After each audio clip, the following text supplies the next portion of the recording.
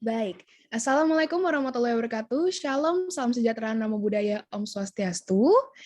Perkenalkan, kami di sini kelompok 6 ingin mempresentasikan film Keluarga Cemara yang beranggotakan kelompoknya.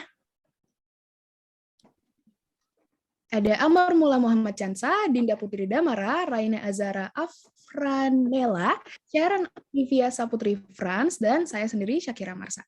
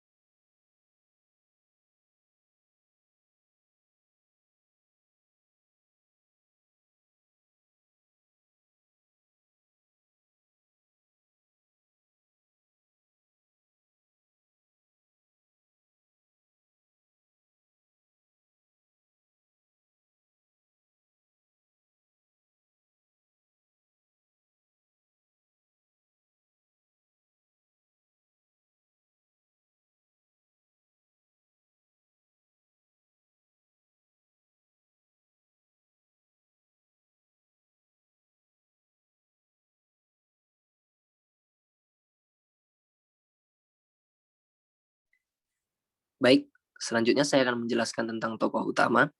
Dalam kisah Keluarga Cemara ini, tokoh utama atau tokoh yang paling mencolok dan berpengaruh adalah Abah, yang diperankan oleh Ringo Agus Rahman, serta ada Eis, yang merupakan anak dari Abah, yang diperankan oleh Zara JKT48.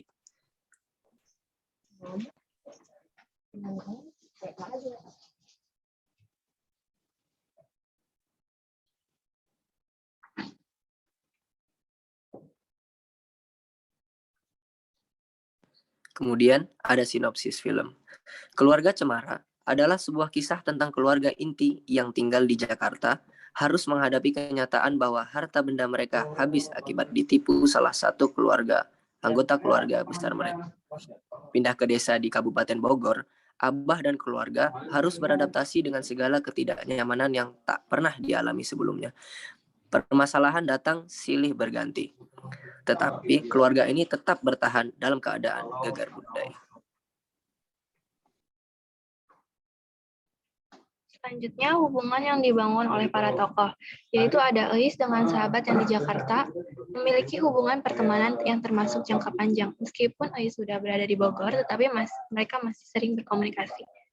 Kedua, ada Eis dengan sahabatnya di Bogor, mereka memiliki hubungan pertemanan yang termasuk dalam jenis kewajiban tinggi, di mana sahabat Eis ini dengan sukarela membantu Eis berdagang opak di sekolah. Kemudian ada Abah dan Mang Romli memiliki hubungan pertemanan yang termasuk jangka panjang. Meskipun sudah lama tidak bertemu, mereka masih terlihat akrab ketika bertemu kembali. Kemudian ada Abah, Emak Eis, dan Ara yang memiliki hubungan keluarga, di mana Emak dan Abah sebagai orang tua dari Eis dan Ara, komunikasi yang terjadi yaitu protektif famili atau kepatuhan pada wewenang dan keengganan untuk berbagi pikiran dan perasaan. Hal ini terjadi pada Abah yang memaksa Euis untuk tidak bertemu sahabatnya, dan Abah yang tidak mau berbagi perasaannya kepada keluarga tentang tanggung jawab keluarga. Kemudian ada Abah dan Emak yang memiliki hubungan romantis sebagai suami istri. Setiap berangkat kerja, Abah selalu berpamitan kepada Emak dan Emak mengobati kaki Abah yang patah tulang.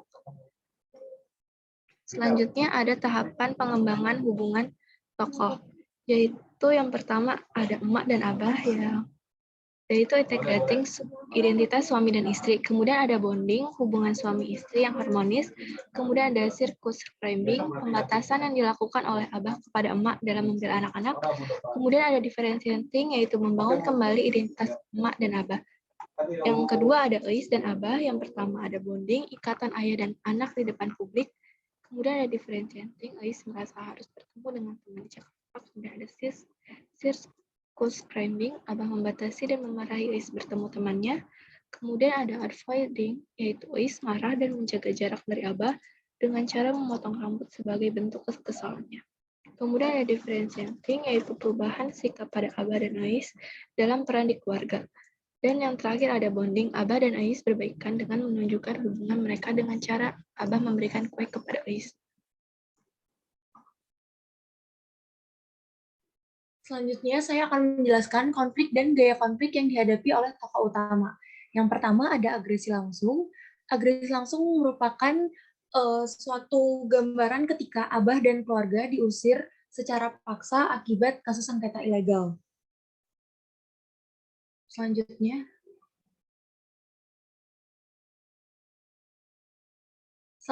Euis juga mendapatkan konflik agresi langsung ketika datang di sekolah barunya, di mana ia mendapatkan bulian dari temannya dengan omongan seperti, nama kamu kenapa seperti Sunda, dan ia ditertawai karena ada bendera Jepang di roknya.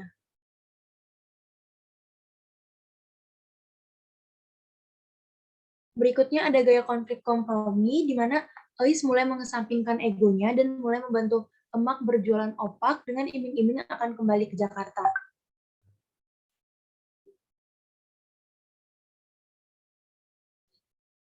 Dan yang terakhir yaitu gaya konflik kolaborasi, di mana Abah dan Euis mulai mencari win-win solution dan mulai menerima kehidupan dan melupakan semua keinginan mereka untuk balik ke Jakarta.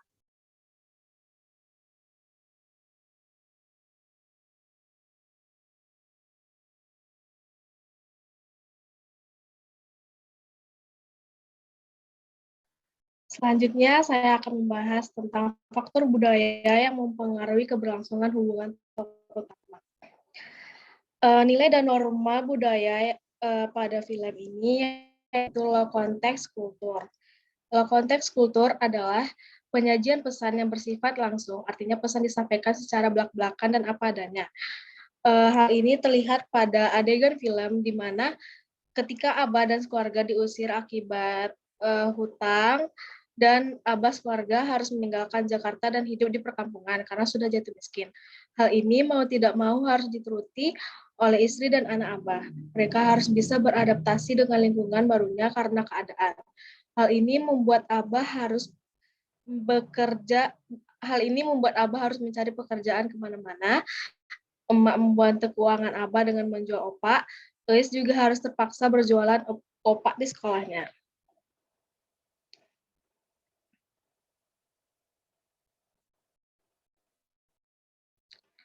Selanjutnya, dimensi budaya. Yang pertama itu ada power distance.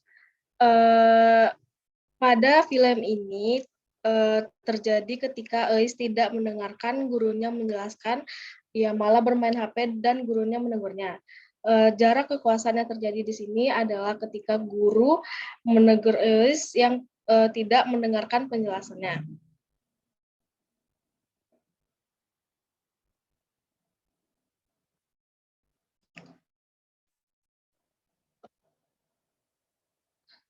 Yang kedua itu ada kolektivisme. di mana para tokoh utama saling membantu satu sama lain untuk menaikkan perekonomian keluarga. Abah yang mencari pekerjaan dan mencoba berbagai pekerjaan seperti kuli dan gojek, membuat opak, dan Eis yang menjual ke sekolahnya.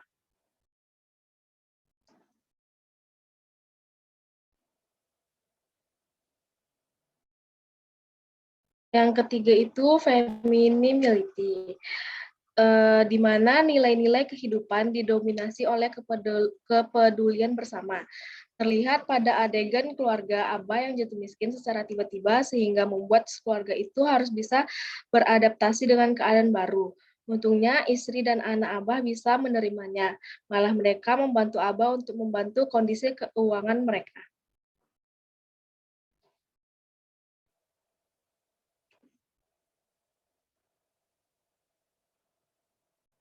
Yang keempat ada uncertainty avoidance. Terjadi ketika Abah keluarga diusir secara paksa dari rumahnya dikarenakan saudara dari Abah telah berhutang dan menjadikan rumah Abah sebagai jaminannya. Hal ini diberitahu oleh orang yang menyita rumah Abah dan meminta saudara Abah untuk menjelaskan agar tidak terjadinya kesalahpahaman oleh Abah.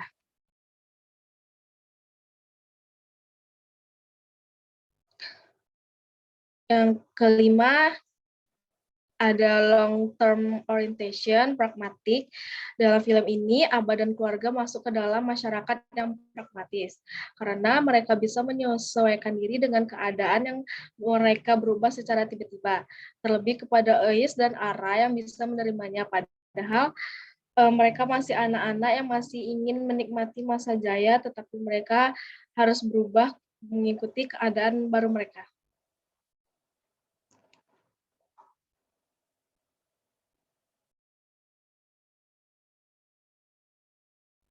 Yang terakhir ada indulgence.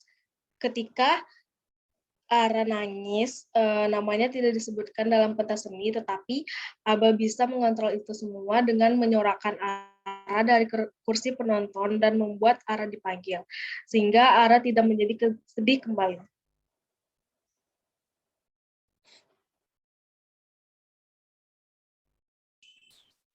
Baik, jika tadi sudah dijabarkan mengenai konflik yang terjadi di film Keluarga Cemara, di sini saya akan menjelaskan cara tokoh utama menyelesaikan konflik yang dihadapi.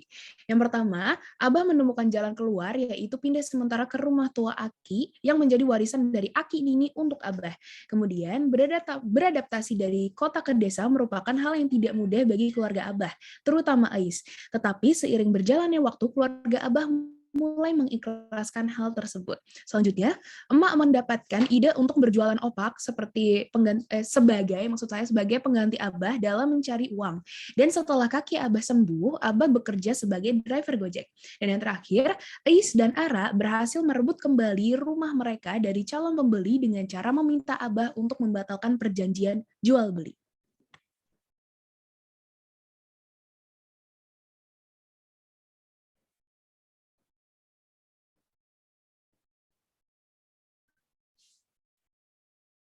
Baik, sekian presentasi dari kami. Kurang lebihnya mohon dimaafkan. Wassalamualaikum warahmatullahi wabarakatuh. Shalom, salam sejahtera, namo buddhaya, Om Santi Santi Santi Om.